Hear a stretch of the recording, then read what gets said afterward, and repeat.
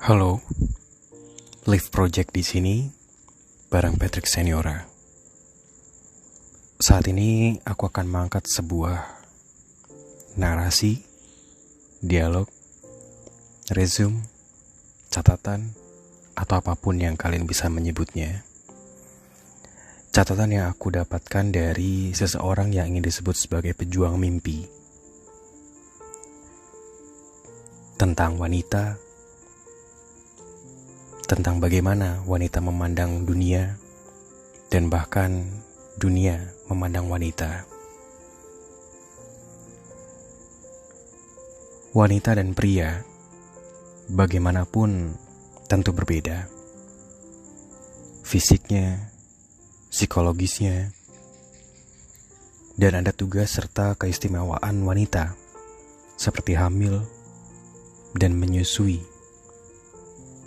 yang jelas tidak sama dengan pria. Perbedaan yang datang dari Sang Pencipta tentu harus kita syukuri dan tidak perlu diperdebatkan. Namun beberapa pandangan, asumsi, serta budaya yang tidak semestinya dirundungkan pada wanitalah yang menjadikan kondisi bahwa persamaan gender itu omong kosong belaka. Masih teringat jelas, tepatnya saat aku lulus SMA, saat awal aku bergabung dengan organisasi yang seluruh anggotanya adalah wanita. Di mana hal pertama yang membuatku tetap bertahan adalah kenyamanan, karena kami merasa semua sama. Hingga kenyamanan terus berlanjut dan mungkin tidak sadar, kinerjaku mulai diamati anggota lain dan menjadikan mereka memberiku jabatan demi jabatan.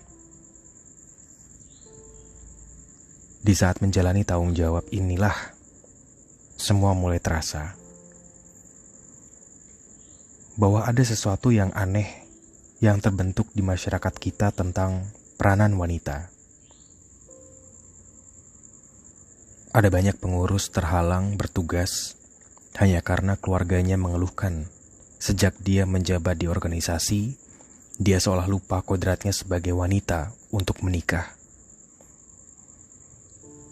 Dan anehnya, ketika pernikahan itu terjadi, kondisi menjadi berubah, bahwa dia tidak bisa menjalankan tugas organisasinya karena terhalang izin suami.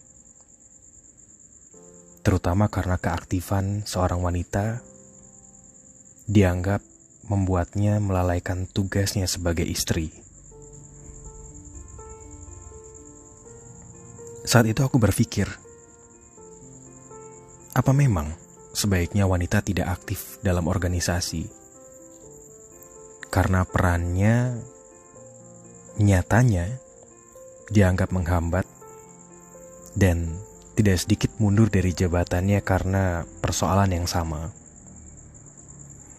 Entah apa namanya, kecintaankah, passionkah, yang akhirnya membuatku tetap bertahan menjalankan tanggung jawabku sebagai aktivis wanita. Hingga tiba masanya aku menjadi puncak pimpinan. Aku dipercaya menjadi ketua selama 5 tahun. Dan kini aku tidak hanya menyaksikan satu persatu jajaran pengurusku melalaikan tugasnya dengan mengatasnamakan kondisi wanita yang posisinya serba sulit. Namun aku mulai real menerima pengunduran diri mereka. Yang aku masih ingat senyum dan semangat mereka saat awal kami dilantik bersama. Kondisi ini membuatku semakin down.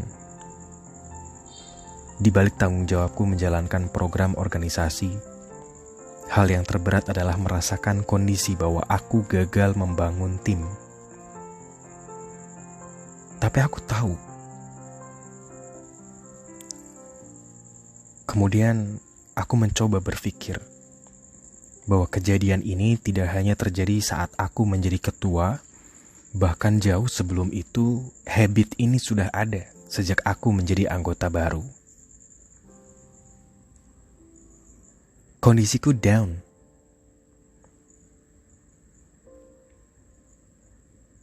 Tiba-tiba beralih pada pengamatan di mana tempat aku bekerja, di mana tidak ada wanita yang rasanya bisa bekerja maksimal ketika mulai dikaitkan dengan tanggung jawabnya sebagai ibu dan istri.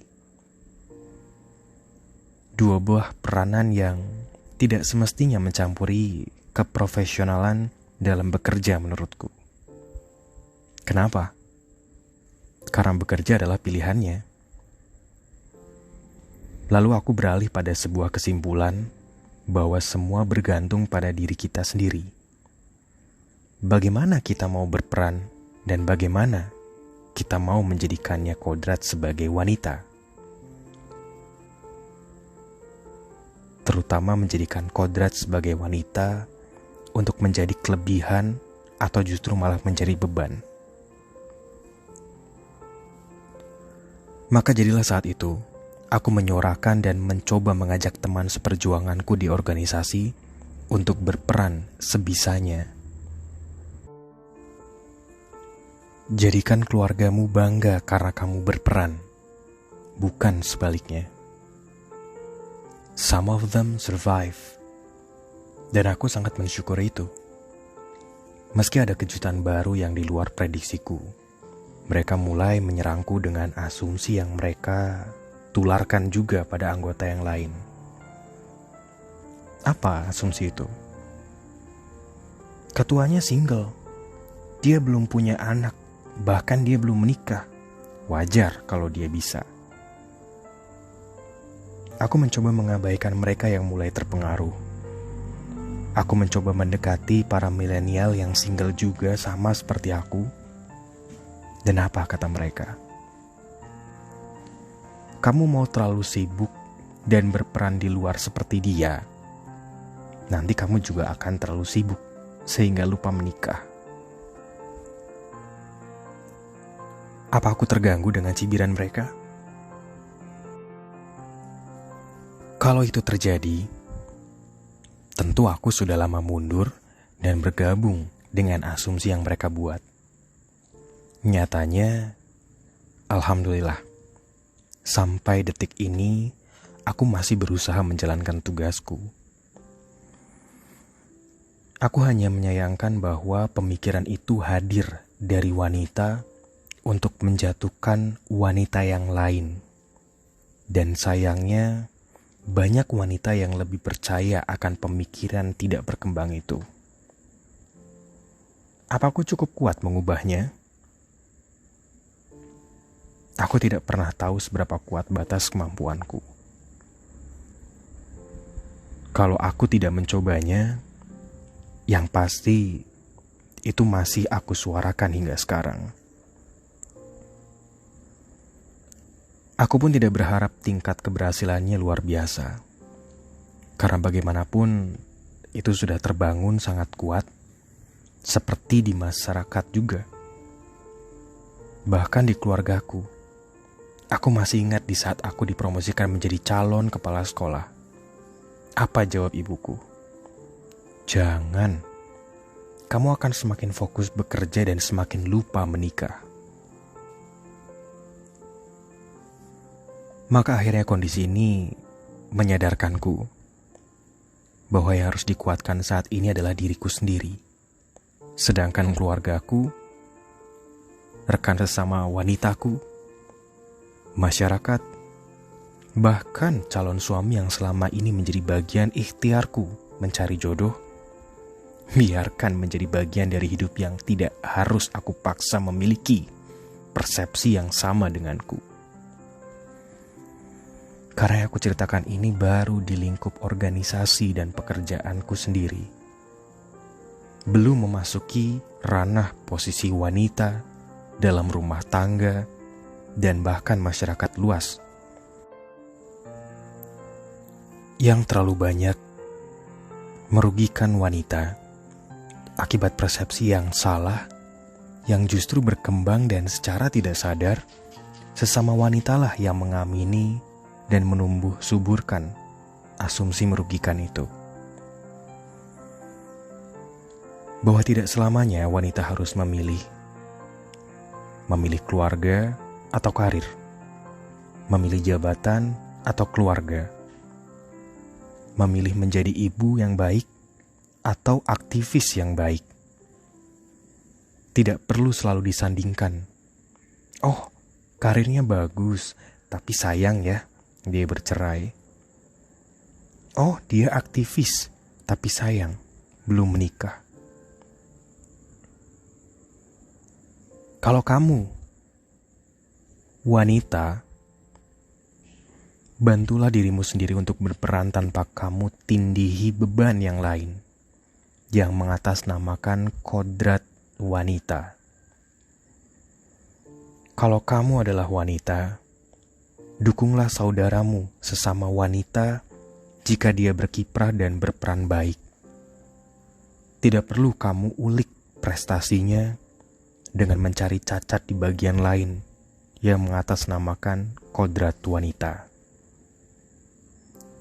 Dan kamu sudah pasti pria hebat jika kamu mau berbesar hati, maju bersama, tanpa bersyarat merendahkan posisi prestasi wanitamu demi kamu terlihat lebih tinggi. Karena partner itu bertumbuh bersama, bukan merasa bersaing, dan lagi-lagi menggunakan alasan kodrat wanita untuk memenangkan persaingan itu.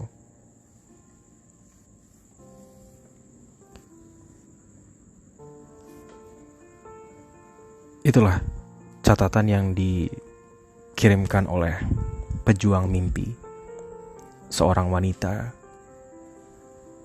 yang mengupas tentang keadaan wanita, masyarakat, dan bahkan dunia.